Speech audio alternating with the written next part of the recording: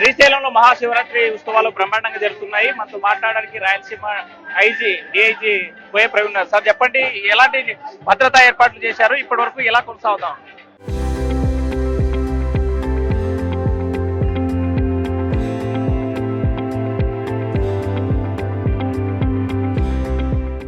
మొత్తం కట్టుదిట్టంగా 1750 మంది సిబ్బందితో భద్రతా ఏర్పాట్లు చేయడం అయిందండి.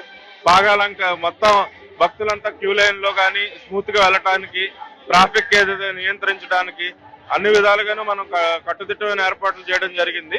ఈ రోజు ఇప్పటికొచ్చి రాత్రి 1 గంట 2 గంటల నుంచి ఇప్పటి వరకు 90,000 పైచిక్కల భక్తులు దర్శనం చేసుకున్నారు. తెల్లవారేసరికి ఈ యొక్క సంఖ్య 1,50,000 వరకు టచ్ అయ్యే అవకాశం ఉందని మేము అంచనా వేస్తున్నాం. తిరుగు ప్రయాణంలో వెళ్ళేటువంటి భక్తులు ట్రాఫిక్ నిబంధనలకి ఎలాంటి పాటిస్తారు?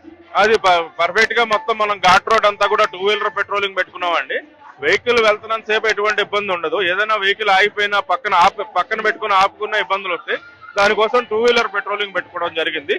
క్రింద సంవత్సరం కూడా మనం ఆ రోజు కూడా 1,10,000 1,20,000 ఉన్నారు.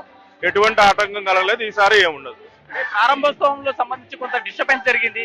దీంట్లో ఎలాంటి రివ్యూ జరిగింది, ఎవరు తప్పని గ్రహించారు? పూర్తిగా అండి ఫారెస్ట్ డిపార్ట్మెంట్ వారు విధించిన ఆంక్షల వల్ల మొదటి రోజు సోమవారం అవటం, అంత భారీ సంఖ్యలో శివస్వాములు రావటం అనేది యంత్రాంగం అనేది అంచనాకు రాలేకపోయింది.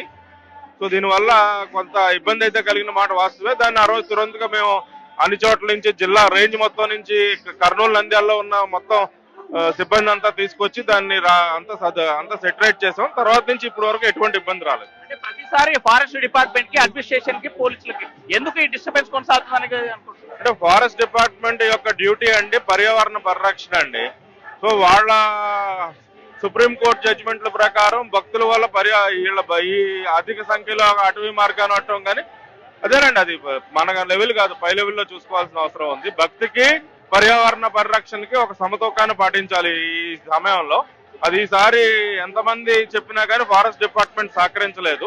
సో దానివల్ల మొదటి రోజు మనకి ఇబ్బంది అయితే జరిగింది వాస్తవం.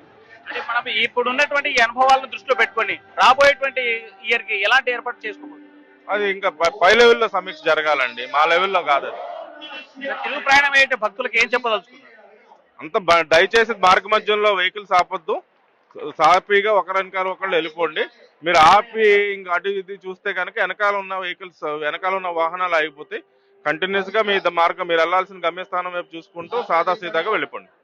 భక్తులు ఎవరికి ఇబ్బంది కాకుండా ట్రాఫిక్ తిరుగు ప్రయాణం అందరూ కూడా ప్రశాంతంగా వెళ్లాలని చెప్తా ఉన్నారు. అయితే ఇప్పటి వరకు జరిగినటువంటి సుమారు 1,50,000 మంది దర్శనం చేసుకుంటారని అంచనా కూర్చొని, అయితే ఉదయం కూడా ఇంకా పరీక్ష పెరిగేటువంటి అవకాశం ఉన్నటువంటి నేపథ్యంలో ప్రతి ఒక్క భక్తుడు కూడా ప్రశాంతంగా దర్శనం చేసుకోవాలి, తిరుగు ప్రయాణంలో జాగ్రత్తగా వెళ్లాలని చెప్పి కోయ ప్రవీణ్ చెప్పేటువంటి పరిస్థితి. విడుదల చంద్రశేఖర్తో Hussain RTV Kurnool. Local to global news at your fingertips. మీ చేతిలో ఒక ఆయుధం. Download Raw TV app. Media legend Ravi Prakash is back.